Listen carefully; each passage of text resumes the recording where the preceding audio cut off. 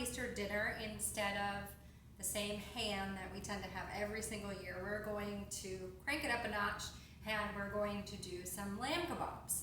It is beautiful outside right now. We're all trying to get outside a little bit more, so we're going to do some lamb on the grill. So I'm going to get my marinade together right now. I'm going to combine all my ingredients in a zip top bag, and I'm just making it a little easier on myself to not spill my marinade just by putting it in a big measuring cup like that with it open. So I'm going to start my marinade just like I would start a vinaigrette. As always, I always put shallots and garlic in there. If you don't have shallots at home or don't want to go out and buy them, you can use anything else in the onion family. So you could just use regular onion, you could use scallion, you could use chives. Lots of times this time of year there are chives just out in your backyard, so you can also use those. But I'm just doing nice big chunks of our shallot.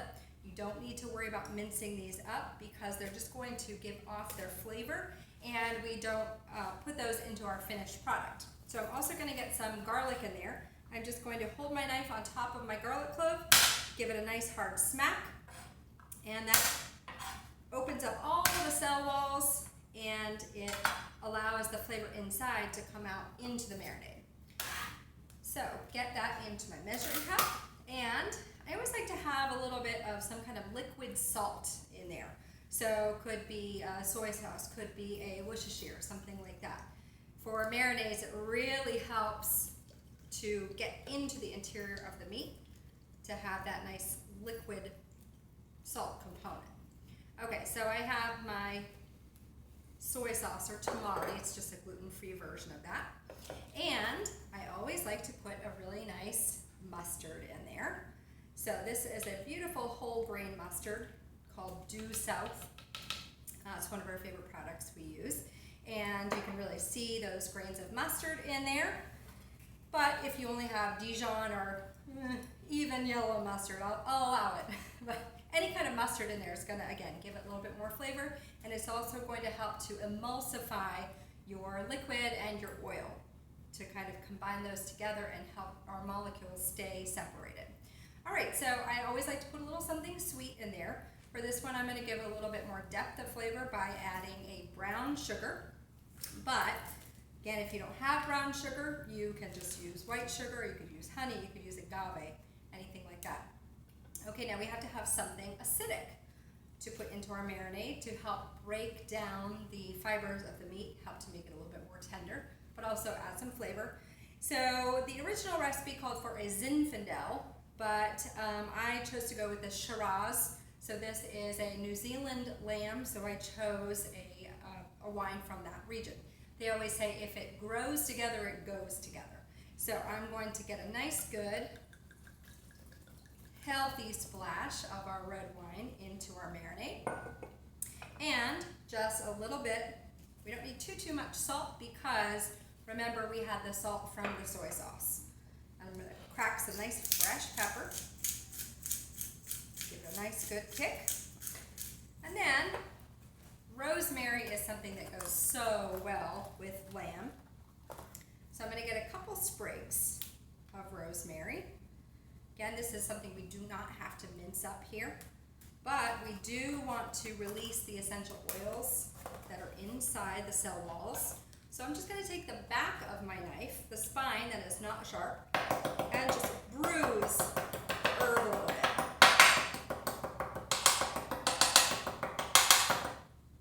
Soon as you do that, it's like aromatherapy. You can smell all the essential oils that are inside. Alrighty, and last component that's going to go into there is just some oil. So I'm just going to use a canola oil, but any neutral flavored oil will work here. We want to have a higher temperature cooking oil because we don't want it to start smoking on the grill. Okay, now here's the fun part. Get in there with your hands, just give it a good old squeeze, and that's going to help all the flavors meld and marry. And you can actually start crushing up the shallots and garlic a little bit more, helping them to release all their flavors into the marinade. We always want to taste our marinade, make sure it tastes delicious. Make sure you don't need any more salt, sugar, any more flavoring. And then we're going to work on cutting up our meat into cubes to go onto our kebabs. The cut of lamb that we're using today is a boneless lamb shoulder. Typically, the shoulder cut is a little bit tougher, but with lamb, most every part is pretty tender. So it has come already tied, so we don't need those ties since we are not going to cook this as a roast. So we're just going to take those ties off. And then we want to try and unroll this as much as we possibly can. All right, so when we're cutting meat, we always want to look for the natural divisions. Okay, so I can see there's a part here, I can see there's a part here. All right, so we're going to try and go with those divisions. I'm going to cut this into a nice strip. Okay, and then from here I can see a little bit of what we call silver skin. So if you see, that part doesn't break down, so it's just a really small covering that covers the meat. So what we want to do is angle our knife in here. This is a boning or filleting knife. Okay, so it's really skinny. If you don't have one of these, you can use a paring knife. We just want to make sure it's nice and sharp. Okay, so and then I'm just going to angle my knife in there and then just give it a little wiggle. All right. And then you can go the other direction as well and then get rid of that silver skin. All right, so now that I have a nice long strip of meat, I'm going to go back in and I'm going to give nice good cuts. We want to make sure that they are at least mainly the same size. So even though this piece is shaped a little bit differently, it's skinny, so it's going to be about the same size, as in it'll cook the same rate as this piece right here.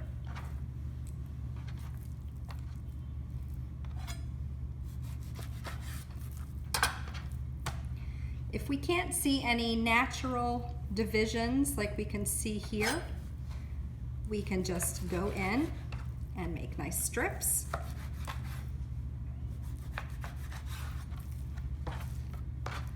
Turn it around and then make sure we have our nice good chunks of meat. If there's any fat here that you don't see that really thin silver skin, you can just leave that on because the fat is going to help baste the meat and help it stay nice and juicy, moist, tender as it's cooking.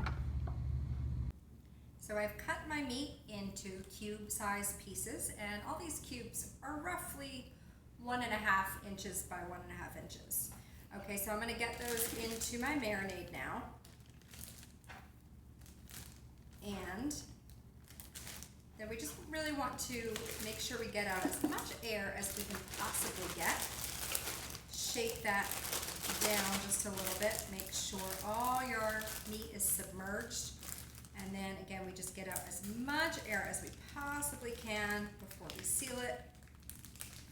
Make sure it's sealed really well before you go back in, and then just give it a good massage. And then we want to let this sit minimum, I would say, 1 hour. If you can plan ahead and can do this overnight, let it sit in the marinade overnight, it is going to absorb a lot more of that flavor, and it's going to be really, really nice and tender. Just the other thing that we want to prepare in advance, at least an hour beforehand, we want to soak our bamboo skewers.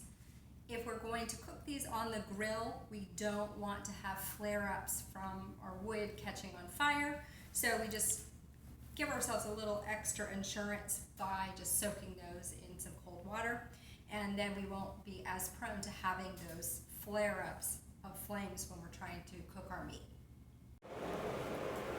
So my lamb has been marinating for a couple of hours now, and you can see how it's darkened in color a bit, and that's how you know it has accepted some of that marinade. Also, because it was cut into smaller pieces, it will marinate a lot faster. So I'm just going to put my pieces of lamb out onto a paper towel, and then I'm just going to use a second paper towel to kind of blot those dry. Because there was some sugar in that marinade, it could burn when it goes onto the grill, so we just give ourselves a little extra assurance that that's not going to happen. All right, so I have my soaked skewers. Say that 5 times fast. So I'm gonna kind of thread my meat onto my skewers. And again, make sure that you're getting about even size pieces on there, even if you have to almost fold it over, and that way you're going to get a nice good sear on the outside, and by the time you get the sear on the outside, they should be perfectly medium rare on the inside. I'm going to finish this up and then we will get those onto the grill. So when I make my way out to the grill, I like to put everything that I'm going to need on a sheet pan or a tray, something like that. And that way I'm not having to bounce inside and outside going to grab the things I need. That just makes it a little bit easier when I want to go outside to actually get on that grill. So my grill has a couple little pieces on it from the last time we grilled, so you always want to make sure that you have a nice, good, sturdy wire bristle brush to brush off any little pieces that were left on from the last time we grilled. Okay, make sure it's nice and clean. We also want to make sure this grill is nice and hot. It's much easier to clean, and also you'll get really good grill marks on your meat. Now I'm going to take a kitchen towel that I don't care about, put a little of my neutral flavored oil, so my canola oil, grapeseed, safflower, anything like that, and just put a couple tablespoons on there, and then I'm just going to go onto my grill, rub it down. Okay, so first of all, helps to remove any carbon buildup. Second, it helps to season your grill grates. So it's kind of like seasoning a cast iron pan, makes it a little bit more non-stick. And the third reason we do this is because if your grill brush loses any of its bristles and you eat one, it's a trip to the emergency room. So let's try and eliminate that aspect of our evening. All right, so I have my beautiful skewered pieces of lamb. I'm gonna get those onto our grill. What I like to do is just take some non-stick spray and literally spray right on the meat. And again, that helps us to not stick to the grill. I'm gonna line all of my pieces of meat up the same direction on my grill. And I'm gonna start farthest away from myself and work my way toward myself. So your grill grates, think of them like a clock. So they're running from 12 o'clock to 6 o'clock. And I'm going to point the point of my skewer to either 10 o'clock or 2 o'clock. And then I'm going to line all of my skewers up the same direction. And that way I know which ones I have rotated or that I'm going to flip later on. So my kebabs have been on the grill for about 1 to 2 minutes now. So I just want to lift up to see if I've gotten any grill marks. And I have. So now I'm going to rotate to 10 o'clock. So we get those nice cross hatch marks like this.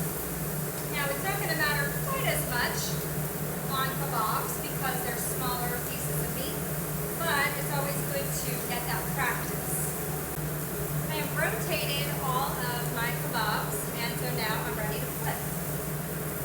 So now flip over.